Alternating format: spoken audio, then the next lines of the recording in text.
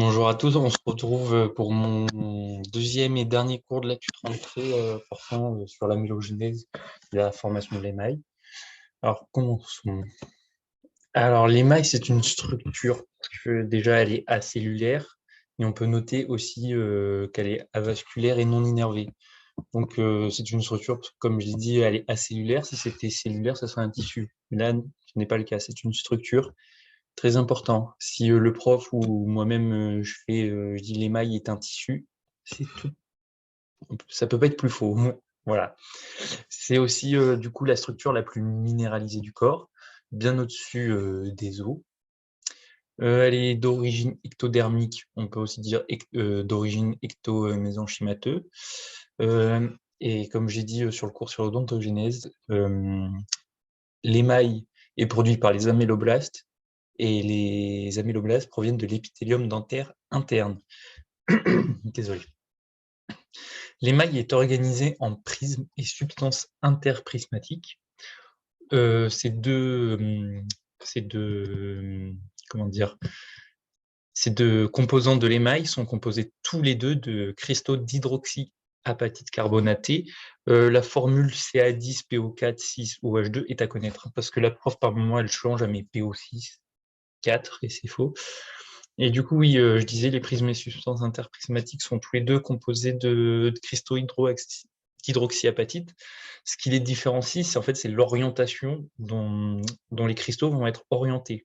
Dans les prismes, ils sont orientés d'une certaine façon et dans la substance interprismatique, dans une autre façon. Point très très important, l'émail est produit pendant un laps de temps. C'est-à-dire que pendant l'amélogénèse, l'émail va être produit. En dehors, il n'y aura plus jamais de production d'émail. C'est-à-dire qu'en gros, l'émail, une fois l'amélogénèse finie, on ne peut qu'en perdre. On ne pourra plus le récupérer. Par exemple, si on se casse une dent et qu'on perd la moitié de la dent, on ne pourra plus jamais avoir d'émail. Alors que pour la dentine, je ne sais pas si on le voit en P1, mais en dentine, par exemple, la dentine est produite pendant toute la vie. Voilà. Maintenant, l'amélogénèse se passe en 3 étapes: synthèse et sécrétion, deuxième étape maturation, et pour finir minéralisation. Très important de retenir l'ordre parce que en dentine, c'est un autre ordre et la prof met les étapes de la dentine en parlant de l'émail, ce qui rend faux. Aussi, l'amélogénèse suit un gradient temporo-spatial de différenciation. Alors, est-ce que j'ai mis une photo? Non. En gros, ça veut dire que l'amélogénèse suit un gradient temporo-spatial de différenciation de la cuspide au collet de la dent. En gros, ce que ça veut dire, c'est que les améloblastes situés au niveau de la cuspide seront différenciés en améloblastes avant les améloblastes du collet. Ça, déjà, c'est pour le terme temporaux. Et spatial, parce qu'en gros, ce sont les améloblastes de la cuspide qui sont là en premier. Voilà. Du coup, si on regarde une photo, par exemple, d'une dent qui est pendant le stade d'amélogénèse, on verra qu'au niveau de la cuspide, l'amélogénèse sera finie, alors qu'au niveau du collet de la dent, sera limite pas encore commencé. C'est pour ça qu'on parle d'un gradient temporospatial. Alors ça, c'est juste la liste des stades d'améloblaste. Au début, on a un améloblaste pré-sécréteur, après sécréteur sans prolongement de Toms, après avec prolongement de Toms, bref. Mais ce qu'il faut retenir surtout, c'est que c'est la seule cellule, la seule, à pouvoir sécréter de l'émail. Aucune autre cellule ne peut le faire. Du coup, on commencerait avec l'améloblaste pré-sécréteur. C'est la cellule post-mitotique. Donc, en gros, c'est le résultat final de la mitose. Elle ne se divisera plus. Ce qui est important, c'est que les améloblastes sortent de leur cycle mitotique 24 à 66 heures après les odontoblastes, en gros. Et aussi, ils sont séparés par une membrane basale. Du coup, ils ne sont pas en contact directement. Les améloblastes sécrètent sans prolongement de Toms. Alors, là, en gros, les odontoblastes vont sécréter des protéines, des enzymes, qui vont aller détruire la membrane basale Et c'est ce qui va permettre, en gros, aux améloblastes de rentrer en contact avec le manteau dentinaire. Et c'est ce contact entre l'améloblaste présécréteur et la dentine qui va permettre à l'améloblaste de se transformer en sécréteur sans prolongement de Toms et de commencer l'amélogénèse. Parce que, comme j'ai dit précédemment, les odontoblastes sortent de la mitose 24 à 66 heures avant les améloblastes. Et du coup, ça leur permet... ils ont le temps de commencer à produire de la dentine. Voilà.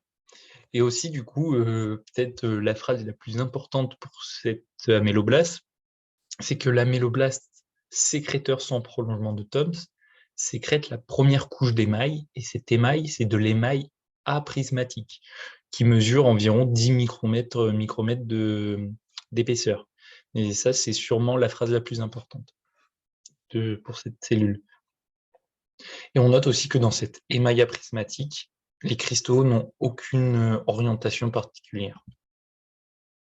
Et du coup, là, une photo. Ça, c'est l'émail aprismatique interne. Là, nous avons la jonction amélodentinaire. Tout ça. Et là, nous avons la dentine. Là, nous avons notre améloblaste sécréteur sans prolongement de Toms, qui n'a aucune particularité pour le moment. Alors là, on arrive à l'améloblaste sécréteur avec prolongement de Toms. On le voit juste ici, c'est le petit cône, parce que en 3D, c'est un cône. Alors, cet améloblaste, phrase encore la plus importante, sécrète de l'émail prismatique immature. Il le sécrète avec un rythme de 4 micromètres par jour. Et au niveau du prolongement de Toms, on a deux sites, proximal et distal. Au niveau du proximal, il va sécréter la substance interprismatique, et au niveau du site distal, il va sécréter le prisme. Là, on le voit, je ne sais pas si on le voit très bien, mais en gros, tout là, on a le prisme, et là, c'est la substance interprismatique. Et là, ça sera encore plus dur de le voir, mais en gros, la substance interprismatique, on voit qu'elle n'a pas du tout les cristaux n'ont pas du tout la même orientation que les prismes. Genre là, on voit que c'est un peu comme ça, et là, c'est un peu comme ça. Bref. À ces deux sites, en gros, l'améloblaste va sécréter exactement les mêmes protéines. Comme j'ai dit précédemment, c'est juste l'orientation des cristaux qui diffère. Un améloblaste sécrète un prisme. Un prisme est sécrété par un améloblaste. Si on vous dit un prisme est sécrété par plusieurs améloblastes, c'est faux. La substance interprismatique, elle, est sécrétée par plusieurs améloblastes. Voilà. L'améloblaste de transition. Alors là, en gros, on vient de finir notre stade de sécrétion. On a 25% des améloblastes s'apoptosent. La sécrétion des protéines de l'émail s'arrête. On va sécréter une protéine de l'émail.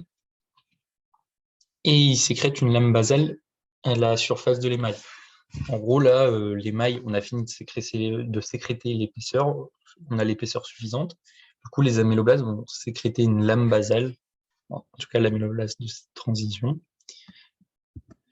Et là, juste pour revenir à l'améloblaste sécréteur avec prolongement de Toms, normal, par rapport à la fiche tuto rentrée, j'ai mis beaucoup moins de choses parce que j'avais pas envie de vous retourner le cerveau. J'ai voulu rester simple pour cette tuto rentrée. Et sachez qu'il y a d'autres informations très importantes qu'il faudra voir. Bref, améloblaste de maturation. Alors en gros, là on a sécrété nos cristaux d'émail, et là maintenant il va falloir qu'ils croient. Du coup, c'est à ce stade où ça va se passer. Du coup, là, c'est la phase de croissance des cristaux en largeur et en épaisseur. Deux processus vont permettre cette phase de croissance. Comme je vous l'ai dit avant, je ne vous ai pas mis certaines informations, mais en gros, les améloblastes précédents vont sécréter des protéines d'amélogénine qui va empêcher aux cristaux d'émail de croître. Sauf que là, du coup, ils vont être éliminés et on va avoir une arrivée massive de calcium et de phosphate. C'est ce qui va permettre la croissance des cristaux d'émail. Mais du coup, ces améloblastes, ils ont deux morphologies au niveau du pôle distal, parce que là, ils ont perdu leur prolongement de Toms. Ils l'ont perdu au niveau de l'améloblaste de transition, juste à la fin de la phase de sécrétion, en gros. Pardon. Du coup, ils ont perdu leur prolongement de TOMS à la fin de la phase de sécrétion. Et du coup, là, maintenant, on se retrouve au pôle distal avec soit un aspect plissé, soit un aspect lisse. Alors, ces aspects vont être liés avec des systèmes de jonction. En gros, les améloblastes, ils vont changer. Un jour, ils vont être plissés, le lendemain, lisses, pour que vous compreniez un peu. Et en gros, quand l'améloblaste a un aspect plissé, au niveau des jonctions distaux, ça va être serré, étanche. Rien ne passera. Alors qu'au niveau proximal, là, on voit que c'est lâche. Tout, en gros, ça peut passer facilement. Et au contraire, quand c'est lisse, au niveau proximal, c'est serré, étanche du coup. Et au niveau distal, c'est lâche. Alors là, j'ai un petit moyen mémo technique pour retenir en fonction de l'aspect et des jonctions. Il faut retenir PDS. P plissé, disto serré. Du coup, vous avez votre plissé disto serré. Du coup, le pôle proximal, ça veut dire lâche. C'est si le distal est serré, l'autre il est lâche. Et du coup, pour retrouver le lisse, vous inversez. Parce que du coup, avec le moyen mémo PDS, plissé disto serré, vous savez que le disto sera lâche pour le lisse. J'espère que je vous ai pas embrouillé. Mais en gros, juste en retenant PDS, vous pouvez tout retrouver. Et du coup, à la fin de ce stade, on se retrouve avec une émaille mature qui contient 96% de cristaux, 3,2% d'eau et 0,8% de matière organique. Et du coup, là, on se retrouve avec un amyloblaste de protection. Et en gros, du coup, quand on a fini tout ce qui est sécrétion et maturation, notre dent n'est pas encore finie, en gros. Il reste encore à faire les racines et tout ça, d'autres choses. Du coup, l'amyloblaste va se transformer en amyloblaste de protection. En gros, il va juste faire une couche complète de la couronne. En gros, les amyloblastes vont recouvrir entièrement la couronne. Et du coup, ils vont protéger l'émail jusqu'à l'arrivée de la dent dans la cavité buccale. Et après l'éruption de la dent, une fois qu'elle arrive en bouche, la couche d'amyloblaste va disparaître avec les forces en mangeant, et tout ça. Du coup, on n'aura plus jamais d'amyloblaste. C'est pour ça que je disais que l'amylogénèse, c'est durant un laps de temps. Parce que l'amyloblaste, rappelez-vous, c'est la seule cellule à pouvoir produire l'émail. Et du coup, là, je vous ai mis une petite photo d'une fluorose. En gros, la fluorose, c'est juste un excès de fluor pendant l'amylogénèse. Et ça va provoquer ces petites taches blanches sur les dents. Et voilà. Du coup, un petit QCM pour vous montrer. L'émail est un tissu très dur. Alors j'espère que vous l'avez trouvé. L'émail, c'est une structure. La première couche d'émail est aprismatique. C'est vrai. C'est les cellules à aspect plissé ont des jonctions distaux lâches.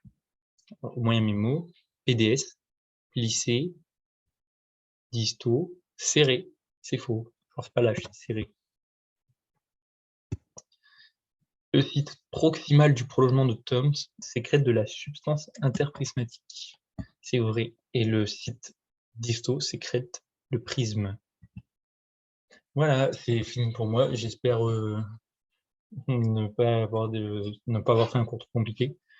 Je vous dis, il doit manquer à peu près, je pense que j'ai fait 80% du cours. J'ai juste enlevé les 2 parties vraiment compliquées du cours. Mais là, déjà, je vous avais 80% du cours et on va dire le principal. Du coup, voilà, c'est tout pour moi. J'espère que vous avez passé une bonne petite rentrée avec l'odonto et on se revoit à l'examen blanc. Bisous.